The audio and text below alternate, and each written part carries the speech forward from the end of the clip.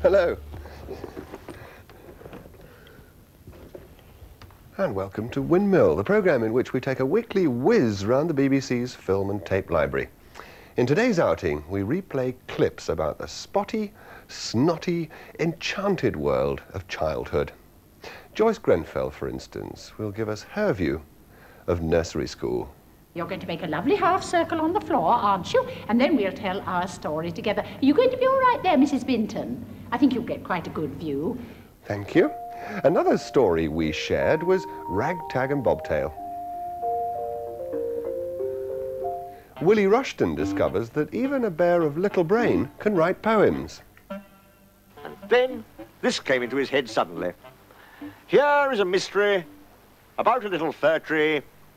Owl says it's his tree, and Kanga says it's her tree. We tell the serious story of school in the 50s, when conditions for some children hadn't changed for a century. And our star guest this week is Richard Stilgoe. So, let's begin at school, where children sit in neat rows, eager to learn from caring teachers. Don't they? In 1966, the Frost Report interviewed some children about their education. But they interviewed them after school hours. What, in fact, as it turns out, do you think that schools actually do for their pupils? Keeps you off the streets. Might make you a bit brainier, but then making you brainier makes you sadder. What do you think of teachers? Well, they're like the wind, they change. One day they're like you, next day they don't. Well, they're very, very strict. And I hate them. What do you call your teachers? Toffee nose, all names we can think of. Killer. Passion flower or sex pot. Father Christmas. Fish face. Odd socks. Goggle eyes. Hoppity for Howard, because he always walks like that. Lollipop. Because he's got a big head and little body. Do you think schools teach you anything that isn't going to be much use later on? Old-fashioned maths, because by the time we leave school, it'll be the decimals and everything. What do we learn all that for? Even if you're in a grammar school and you want to be a lawyer, they teach you how to make little baskets to put tea in. I'm not going to write the Bible. You know, I'm not going to be a reverend. No, not a nun. Why are you not going to be a nun? I don't like the uniform. We'll have another choice moment from that programme in a couple of minutes. Now, another of our gems from soon after the war. In 1949, there were only about 130,000 television sets. TV was still an expensive novelty. It cost £80 or £90 to buy one, but that was a lot when people only earned about £8 a week. Well, the equivalent now would be well over £1,000 for a set, and no renting. So there were no raised eyebrows when television newsreel ran a film about Mater and Pater saying goodbye to their gilded offspring as they hopped on the train with their jolly hockey sticks and went back to boarding school. After the carefree outdoor lessons of the ski school, learning in England seemed a dull business when, on Friday, the specials were leaving with youngsters returning to school after the Christmas holidays.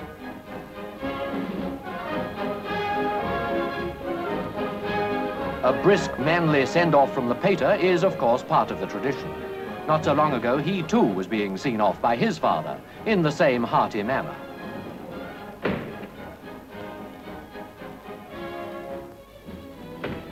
The girls were going back too, in trains of their own, and without quite so much fuss.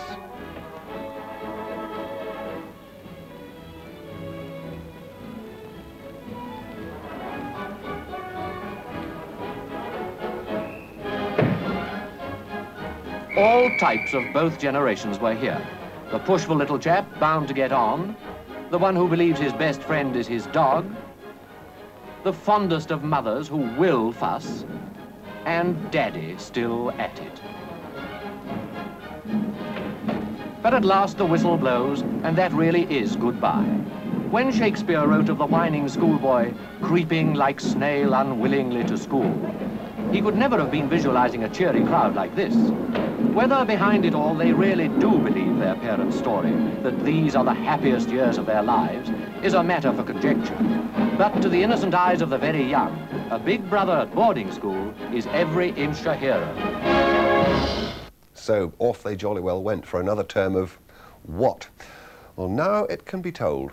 Michael Palin made a series in the 70s called Ripping Yarns. The first one was a celebration of the traditional public schools which populated the British Empire with self-assured, natural leaders of men, or arrogant pigs, depending on your point of view. Of Michael Palin's point of view, there was never any doubt. This is life at Greybridge, as portrayed in Tompkinson's School Days. I had been at Greybridge for 2 weeks, and the dour, forbidding place had produced such misery in my soul and fear in my mind as I had never known in my whole life. Everything about the place seemed designed to crush the soul and break down any reserve of pride I ever had. Thank you, Foster. Yes, please. Beating the headmaster was just one of those ghastly chores which produced such depression within me. Ooh, that's better. There was also the compulsory fight with the grizzly bear, which all new boys had to go through.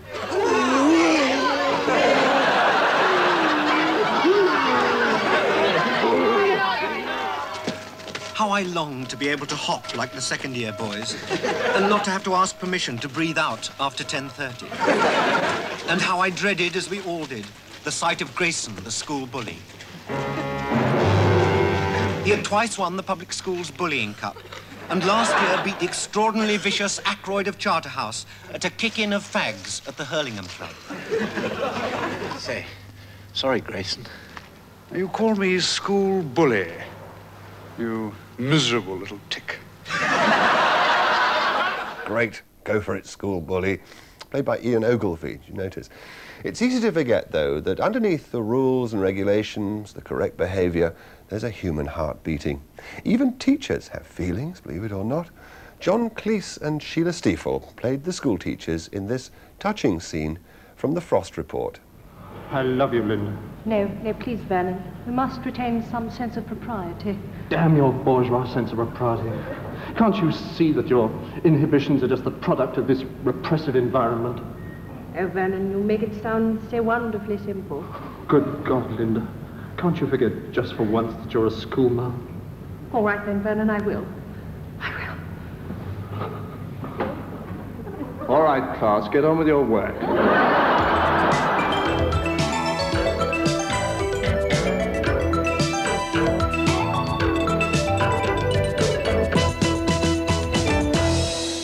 Now, let's just sit back and enjoy some pictures of children completely immersed in their own world. In this case, it's the fierce competition among the very youngest riders at a village gymkhana. It comes from Horses Galore.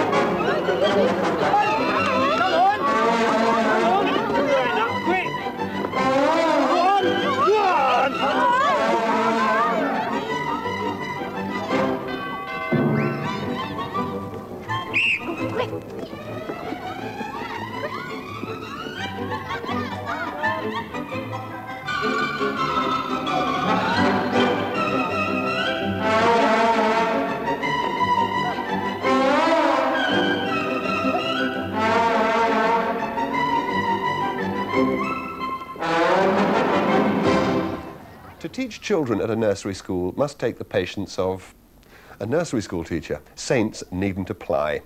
And when a parent comes to watch, well, the whole picture comes to life in the hands of Joyce Grenfell, much loved for her gentle satire of English life. Here she is, all on her own, in her most famous sketch, Story Time. It's this week's comedy classic.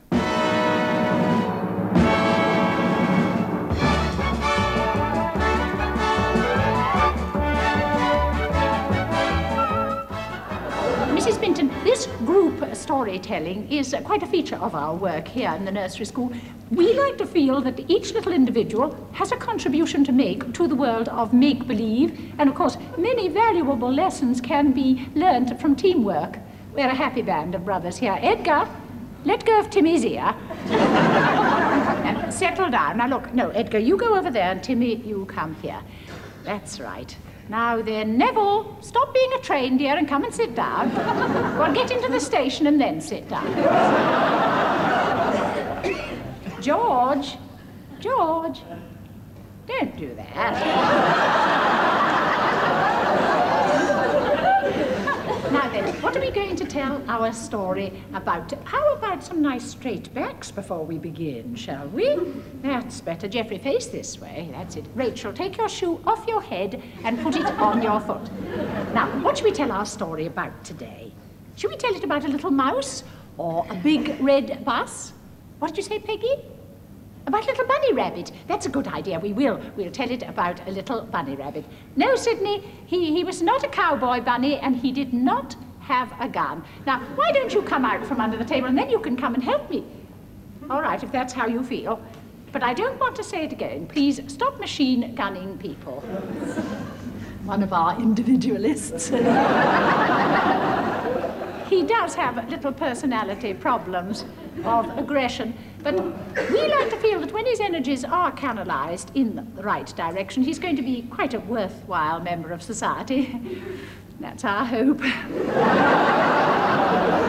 Now then, everybody listen carefully. Once upon a time, there was a dear little bunny rabbit, and he lived... Where did he live? No, not in a flat. Not in a tree. And not in a television set. Now think. Yes, Hazel, he did. He lived in a hole. Only some of us like to call it a burrow, don't we? And he lived in the burrow. Who did he live there with, Caroline? With his mummy bunny rabbit. Good. And who else? His daddy bunny rabbit. Right. And who else? All his little brother and sister bunny rabbits. Wasn't that nice? Yes, it was, Sydney.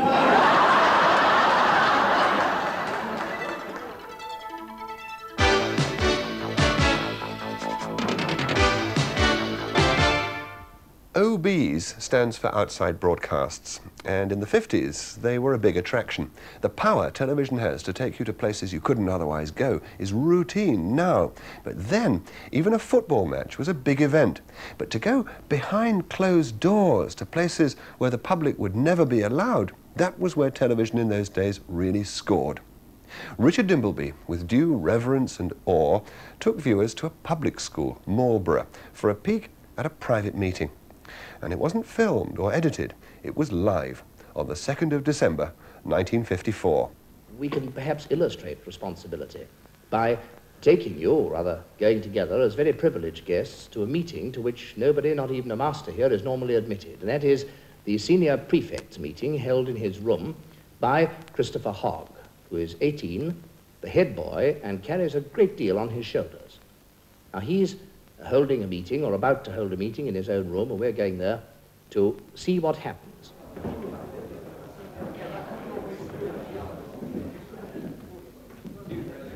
Evening.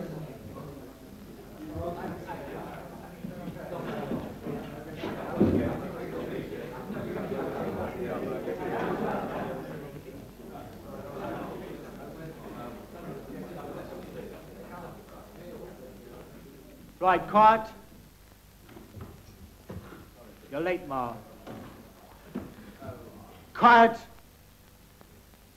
Right, the rota for prefects taking up the school prep on the last 2 weeks of term, I've put up on the board over there.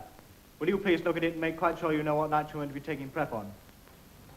Right, secondly, John Green tells me that he saw a Morburian by name Eccles bicycling through Swindon in plain clothes the other day. That is right, isn't it, John? Yes, absolutely. Well, this isn't the first thing of this kind that has come to my notice. I should like to point out that he's breaking at least 2 rules. Firstly, you're not allowed to go more than 10 miles from Marlborough unless you have your housemaster's leave. Secondly, you're certainly not allowed to go on a bicycle ride of that length unless you're wearing games clothes and not plain clothes. What is the point of that clothing rule? 1, so you don't wear the seat of the trousers out. 2, so you don't get them dirty, I think. How do you know he didn't have permission? You asked him, didn't you, John? Yes, I stopped him and asked him. Isn't there another rule that says you're not allowed to go more than 4 miles from Marlborough alone, on a grid? Yes, there's another point. What time did you see him, John? It was out at 4:30. Well, then, in that case, he couldn't have got to Gates by 5 p.m. Unless he took a train. All right, quiet, shut up. Do we know what he was actually doing in Swindon? Did you stop and ask him that? No, I haven't a clue. Well, of course, he was probably going to a cinema. That seems to be the usual excuse for winning into Swindon. At any rate, who do you say first? What he's doing, please. And I should like all heads of houses to remind their houses of the following points.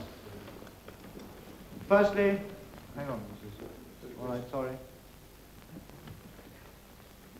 Everybody ready? Firstly, you mustn't go more than 10 miles from Marlborough without your housemaster's permission.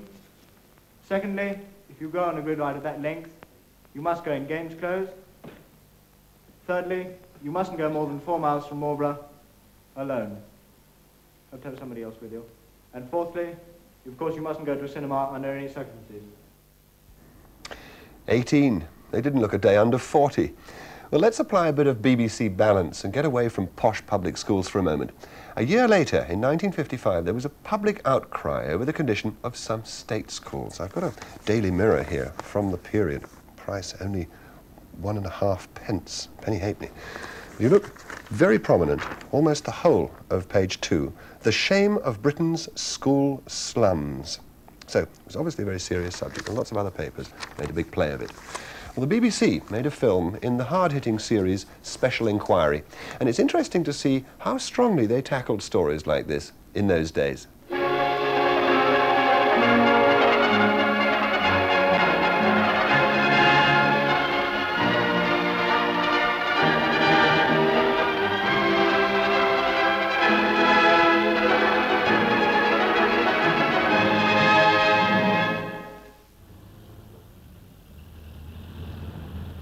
Despite all our new schools, there are still many places where accommodation is so inadequate that classes have to be taken to requisition buildings away from the school itself.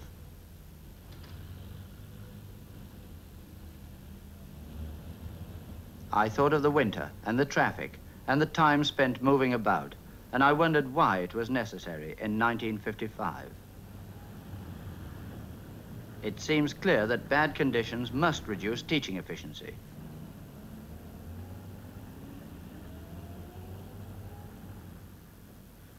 What, in fact, does the teacher think? I am headmaster of a country school, about 120 years old, with approximately 70 children, age range 5 to 13. The conditions in my school are very bad. For instance, the playground, consisting of mud and gravel, is in very bad condition. The lighting's poor. I have 2 classes in one room, separated by a flimsy partition. And also, in that room, we have a boiler fed by coke, which often gives off sulfur fumes, which can be very overcoming at times. I've seen many classrooms where the only lighting is a naked bulb, burning continually in winter. I noticed that in some places, the reflection from the bulb made it impossible to read the blackboard, and I wondered how it must affect the education of these children. I saw windows that seemed big enough and bright enough, until I realized that they still left parts of the room in half darkness. The result, eye strain, headaches, and general bad temper. What does equality of opportunity mean to these children? In many of our old schools, you can still see 2 classes in one room, separated by a small partition that is anything but noise-proof. Is it fair that our children should be taught under conditions like this? Is it efficient? Sheep farms. In the North Temperate Zone, we have the rich. Light, noise, and heating. On several days last January, the temperature of this school never rose above freezing point. I saw many schools in which an open fire was the only form of heating, and I heard many examples of how hard it was for the children to write properly in a cold room. Are these conditions really necessary in Britain's schools in 1955? And he took them in his arms and blessed them, laying his hands upon them. Sanitation and washing facilities. How can we hope to teach cleanliness and hygiene when so many schools are so badly equipped? Here there are 2 wash bowls to be shared by 200 children. I repeat, 200 children, 2 wash bowls. Special inquiry. From children and politics to a far happier aspect of childhood. This is one of those before your very eyes films. See how quickly you can twig what's going on.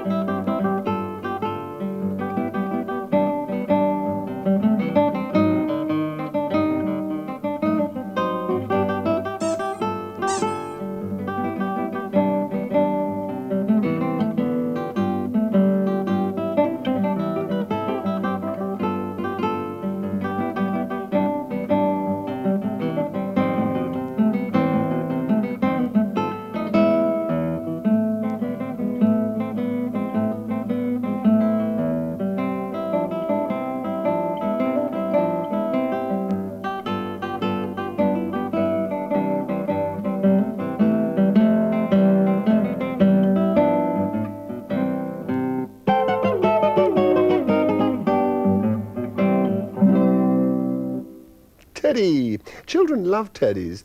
The reason they're called teddy bears, incidentally, is that in 1902, the President of the United States, Teddy Roosevelt, was in the state of Mississippi sorting out a border dispute. He was a keen hunter. His hosts, eager to please, tied a bear to a tree for him to shoot. He couldn't bring himself to do it. A cartoonist drew a picture of the event, and from then on, whenever anyone thought of Teddy Roosevelt, they thought of bears. At the same time, an enterprising shop owner made a stuffed bear and stuck a label on it saying Teddy's Bear. It sold at once, so he made another one. Within months, he was mass-producing teddy bears and went on to be one of the world's biggest toy manufacturers. The rest is history. Now, teddy bears are stars in their own right. Let me present my chums here. These are Big Ted and Little Ted from Play School. These are the actual ones. This is Rupert Bear, who not only has been a star of his own newspaper strip cartoon for many years, but was also a star of Paul McCartney video called Frog Chorus. That is Super Ted, who has his own television series. This is Paddington Bear, who also has his own television series. At the other end of the sofa are some real antiques. They all date from between 1910 and 1930. Favourite bear of all for a lot of people is Winnie the Pooh, a superstar since 1926, when A.A. Milne created him. Jack and Nori had a Winnie the Pooh story, and the person they got to tell it was probably the most bear-like they could think of, Willie Rushton. It was a tale about a bridge, a river, and some fir cones. And Mr. Rushton lodged himself on the actual bridge A.A. Milne had in mind when he wrote this.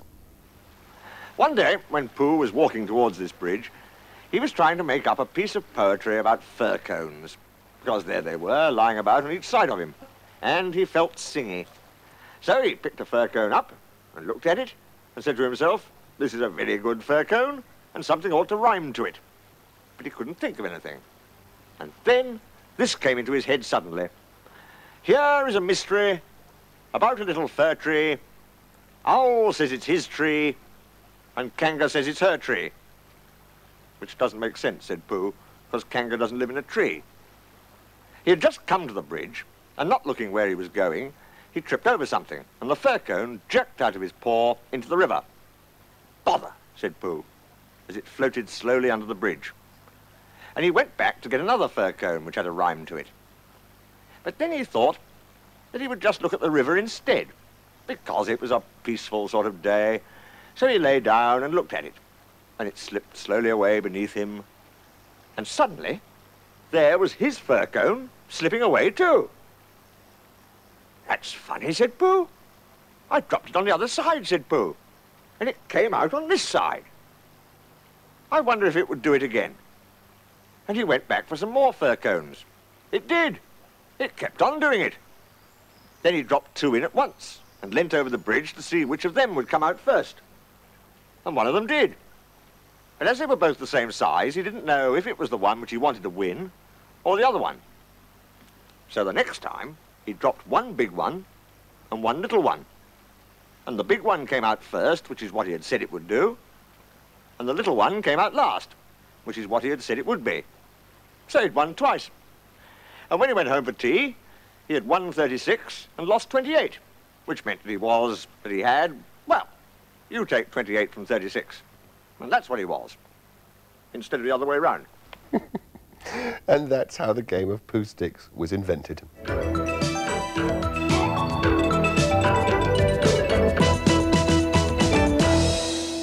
Children's television, one of the mainstays of broadcasting, sometimes gets a bit set in its ways. Why shouldn't it? If you find a good formula, stick to it. Why change the program when the audience is changing with every new generation? Blue Peter is the classic, 27 years old and still going strong. Of course, it's wide open to send-ups. Not the 9 o'clock news did one. You can use absolutely any kind of any kind of paper for this. You can use this is an old Radio Times, for instance. This which Radio Times. Just any old bit of paper. And I'm just folding, you see, like this. Folding it again over. It's very, very simple. It's very, very simple. It's an ancient Japanese art dating from centuries ago. Now, if I make a tear like this and another tear like that. Now, you can do this on your own, but if there are 2 of you, then it probably will help. I'll get hold of it. Now, we just have a pull there. That's it. That's it. Now what? And you see, now there we have a very nice hat.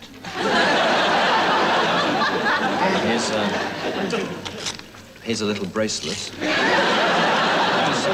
And here we have a nice pair of earrings. And of course, a moustache.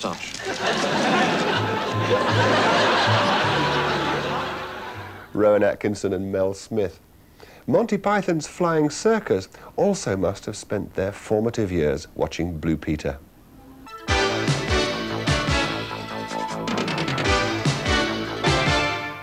Now, animals have children of their own, and we've found a nationwide film which is very different in style from what you'd expect.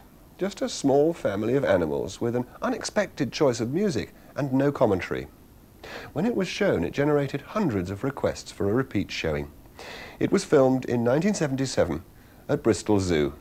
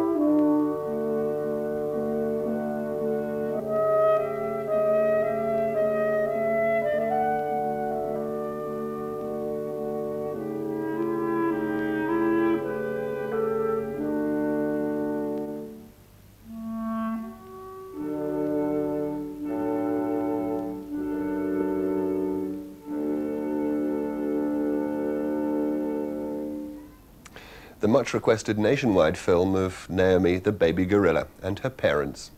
We get requests too.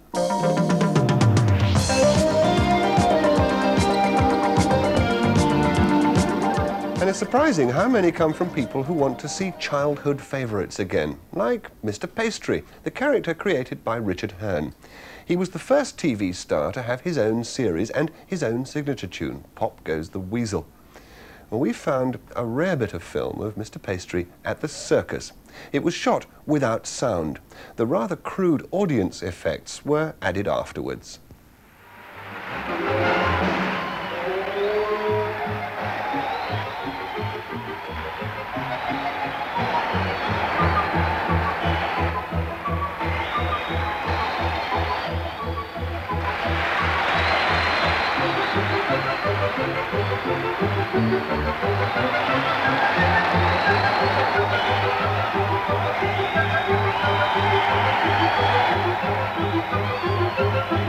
And his grand finale was riding, or trying to ride, a horse bareback.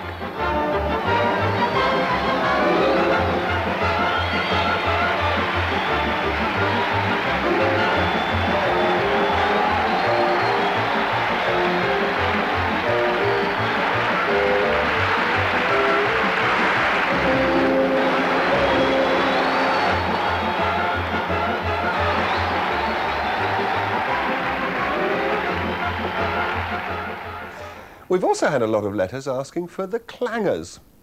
It's a kind of science fiction series for small children, and they have a distinctive way of talking to each other. Sounds a bit like this.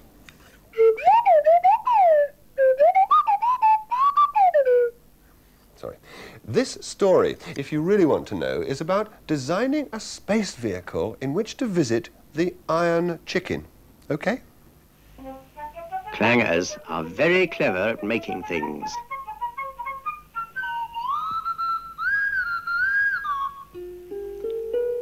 Oh, it's a sort of helicopter.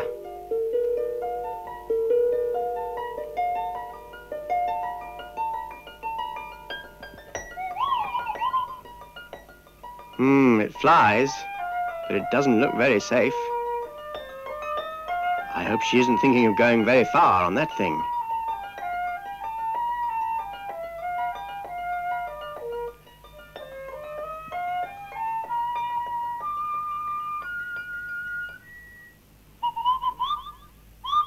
It's broken.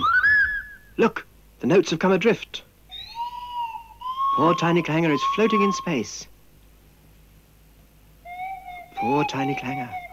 What can they do? Oh, what can they do? Ah, the Iron Chicken has seen her. The chicken will know what to do.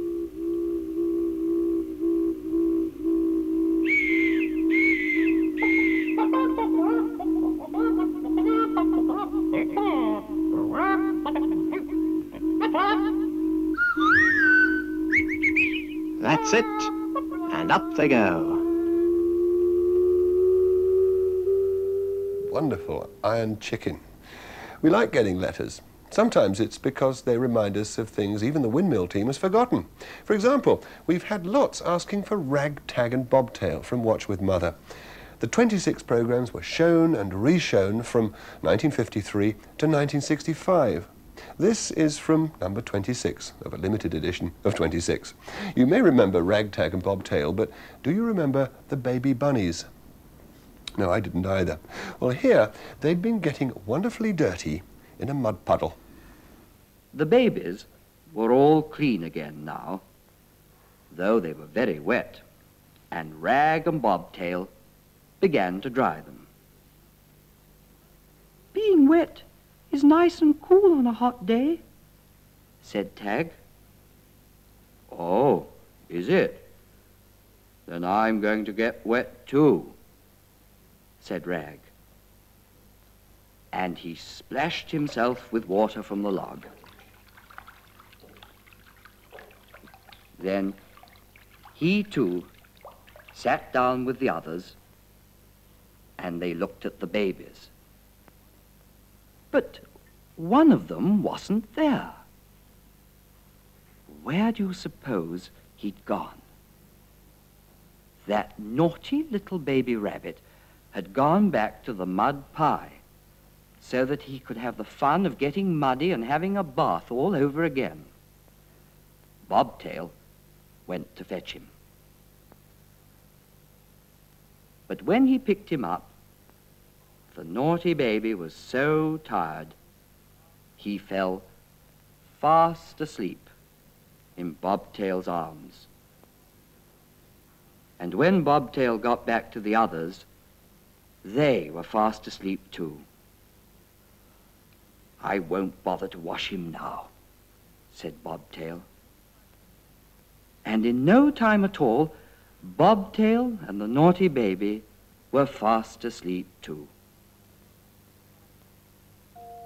Goodbye, Bobtail. Goodbye, Rag. Goodbye, Tag. Goodbye, baby rabbits. Ah. Now it's home movie time.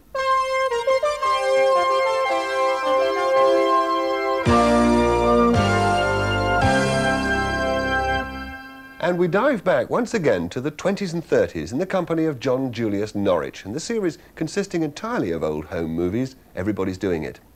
They celebrated childhood with clips of what must be the favourite subject of every budding David Putnam. Jeepers, creepers, where'd you get those peepers? Jeepers, creepers, where'd you get those eyes? Gosh, oh, get up, how'd they get so lit up? Gosh, oh, get up, how'd they get that size? Dolly G, when you turn those heaters on, woe is me. Got to put my cheaters on. Jeepers, creepers, where'd you get those peepers? Oh, those weepers, how they hypnotize. Where'd you get those eyes?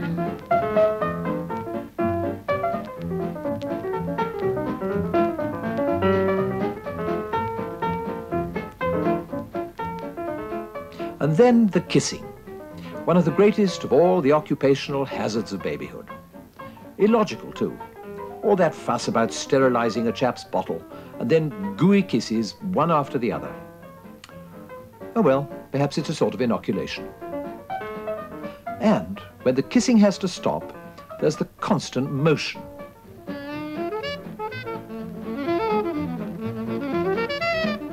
The bouncing, the dandling, the rider-cock horsing around.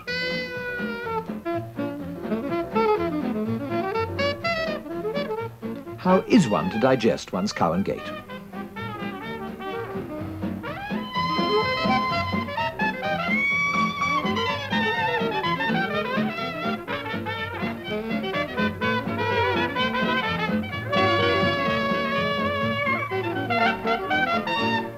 Everybody's Doing It from 1980. Now it's time to meet our guest on Windmill for this week. Frisbee, the car, please.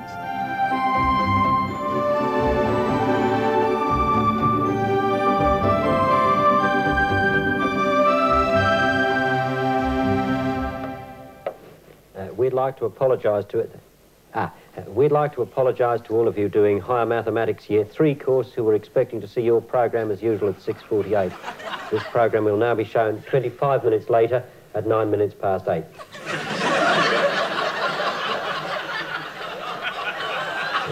So 7:13.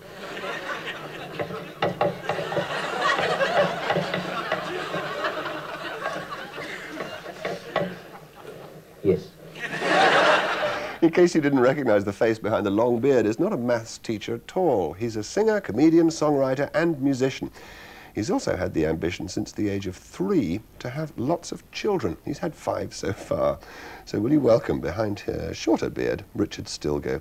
Hello. Richard, how did that marvellous Open University joke come about? Well, out of my career as a maths teacher. I was a maths teacher for one term Were you once. really? Yes, I was. Now, that came about... As good as him? What? Counting on Nowhere your near fingers. as good as him. I did a series at 6 o'clock in the evening for BBC Two at a time when always at 6 o'clock in the evening on BBC Two there was the Open University. And so that people didn't get too worried, we thought we ought to start with a bit of the Open University to sort of let them in gently. And that's what the Open University used to look like then. It's better now. Now, I rather suspect that of the many things you've turned your hand to, music is the one you like best. Now, does music go back a long way in your life? Yes, you're right that it's the one I like best, and it's the one I'd like to be good at, and I'm still sort of working at. It does go back a long way, I suppose, to my granny, who used to come and see us and sit down at the piano, and whatever you hummed to her, she could play. She was a church organist, and church organists always have to be able to fill in because the bride's late, so they're always good at making up tunes. And I thought that was a frightfully clever thing to be able to do, because you could sing her what was #1 in the top 10 then, and she could play it. And so I started out sort of trying to learn how to do that. And thanks to the work of Miss Cox, who taught me the piano when I was 7, and was big and jolly and didn't hit me on the back of the hand when I played the notes wrong, I managed to keep going. What childhood memories have you got of television? Well, like a lot of people, like a lot of people I know, I wasn't allowed to have television, and I had to get on my bike and cycle a mile over the top of the hill to my friend Gordon Jamison's house in Liverpool. Why weren't you allowed television? My parents thought it would rot my brain, which it since has. You've got one now. At that time it hadn't. And it was a very good test, actually, because you only bothered to cycle all that way if it was a program you really wanted to see. And you had to see the program because all the other kids in the playground talked about was what had been on television last night. What were they? What were those programs? Muffin the Mule to begin with. I suppose mostly, the one I remember most is the Quatermass Experiment, which was still, I think, one of the real gems. I remember that. Very frightening. Very exciting, yeah. yes. And you had to watch most of it from behind the sofa so that you could hide. Very far from nightmares was Billy Bunter part of that Used to enjoy those, yes. Jolly things. But it's strange, because I wasn't at the sort of school that Billy Bunter was at, as weren't most of the people who bought the books or watched the programs. But we all had this great fascination with these, the way they were so horrible to this fat boy who had the same sort of appetite as most of the viewers. What has the esteemed and idiotic Bunter done now? Well, somebody snooped a bag of toffees from my study. Who could that have been? Oh, Bunter, of course. Exactly, and it's about time he had a lesson about pinching food. But I'm going to catch him in the act before I give him the works. Well, how are you going to do it? Well, suppose you left that bag of donuts on the table, Yeah. and suppose Bunter just happened to hear of it. He'd be up like a shot, right? There's not much doubt about that. Well, that's our plan, then. Leave the donuts on the table, let Bunter hear of it, and I'll be parked behind that armchair with this big square. That's a jolly good idea, Bob. Jolly. Okay, off you go, then. Right. Okay. I don't think I'll have to wait long once Bunter said about the donuts. Oh, by the way, Frank, yes, you Harry? did remember to take those donuts up to my study, didn't you? Yes, Harry, I left the donuts on your study table. Jolly good. We'll ask old Morley to come up and share those donuts with us. Right.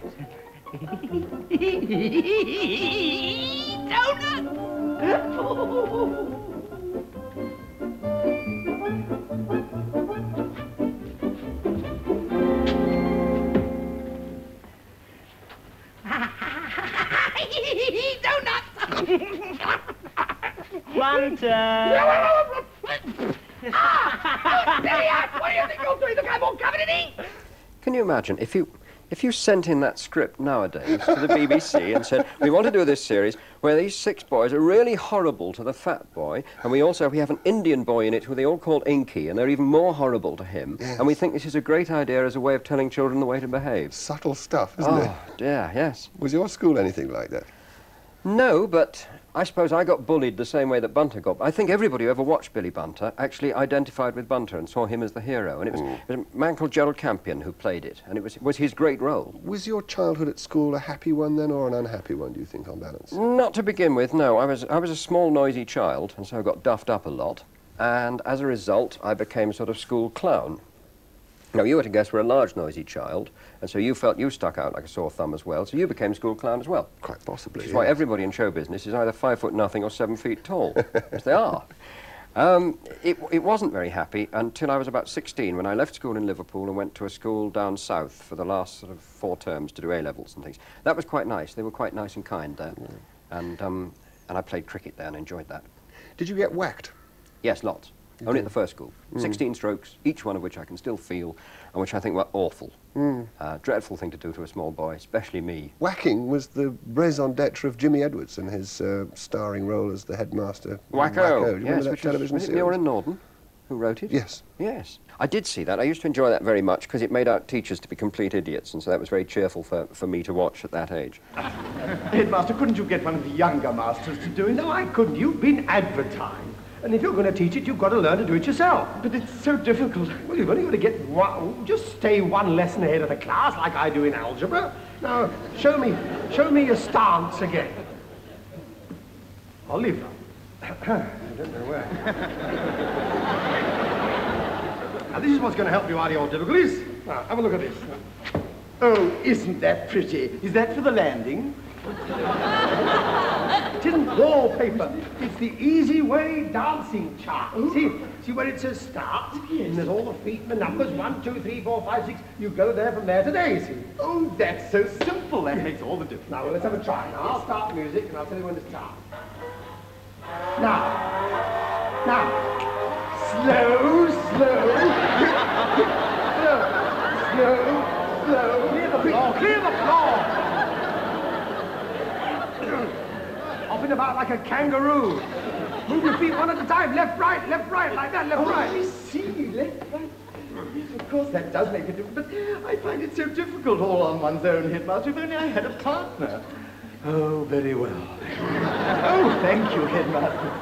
Now, then we'll try it without music now. Eyes on the chart.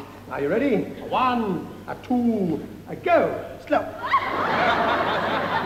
are you doing? What are you doing? Well, my next feet are over there, Headmaster. Can't go there. It's not there.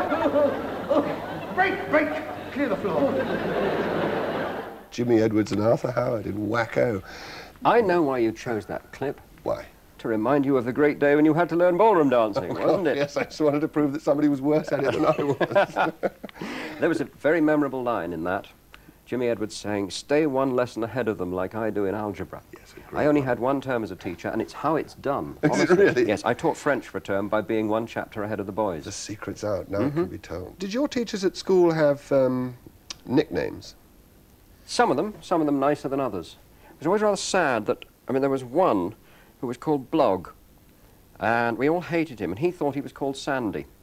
And he used to say, I know what you think old Sandy's thinking, don't you? And we never called him Sandy. I always felt terribly sorry that we ought to sort of... never put him out of his misery. That's very cruel, very cruel. I suppose you and I are of an age, so neither of us were evacuated during the war. It's something that happened to a lot of children, to get them away from dangerous areas and stop them getting bombed, was to send them off to the country somewhere. You didn't go through that? No, I was 2 at the end of the war, and I do remember going down to the cellars as the bombers came over, and I do remember the great crump happening outside the house, and the great crater in the field round the back of the house at the end of it.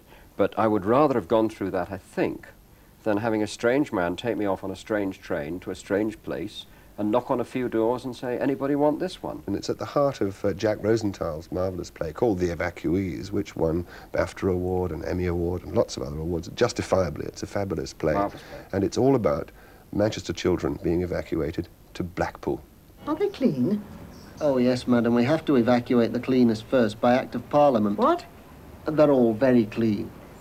Go on, then. I'll try one. Thank you, madam. Which?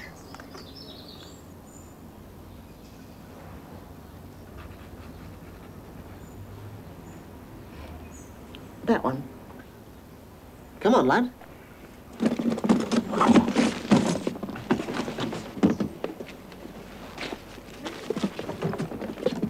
Come on, lad. Come on. Say hello to the lady. Hello. This is Cyril Winkler. That's a funny name, isn't it? Say yes. Yes. Got a tide mark as well, haven't you?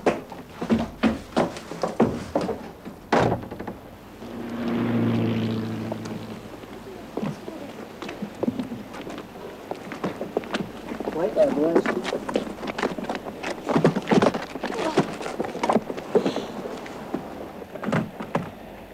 I hate being evacuated, it stinks. It's worse than being bedded up to your neck by fuzzy wuzzes in the desert so the ants get you. What's next word? There isn't one. What if the clayman in Flash Gordon gets you? The Miller boys, come here. Thanks, okay.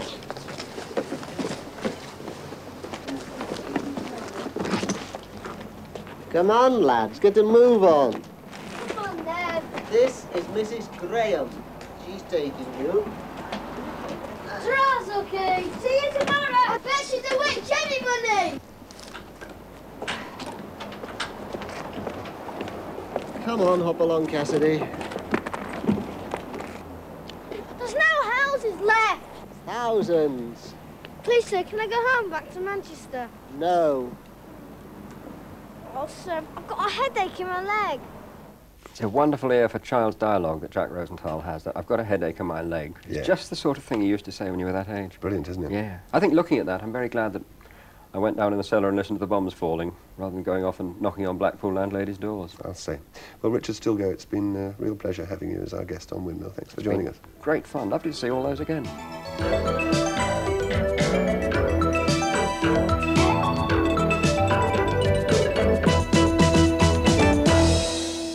We end Windmill this week with something from a series of films about childhood called Young World, made in 1967.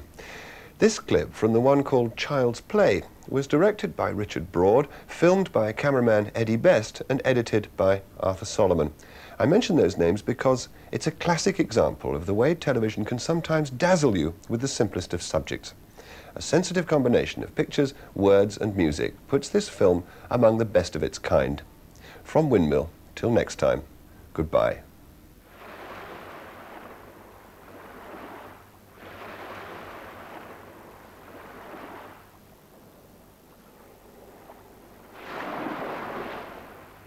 It is imagination that children bring to bear on the disorder of the world, so that they may understand and control it.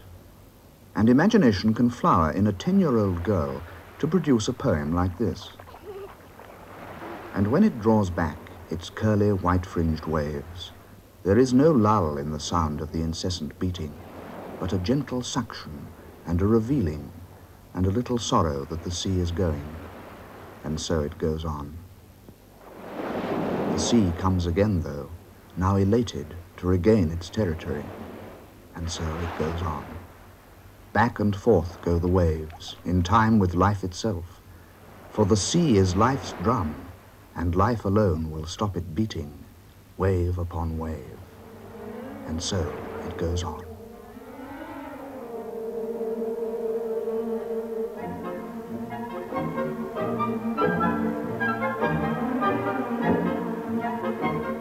Most adults soon lose a child's power of clear perception and unforced fantasy.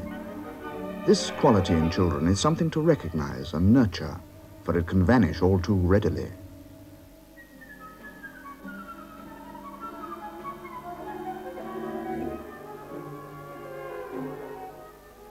Poets have rightly celebrated the eye of childhood as possessing what seems an almost mystical insight into the real nature of things.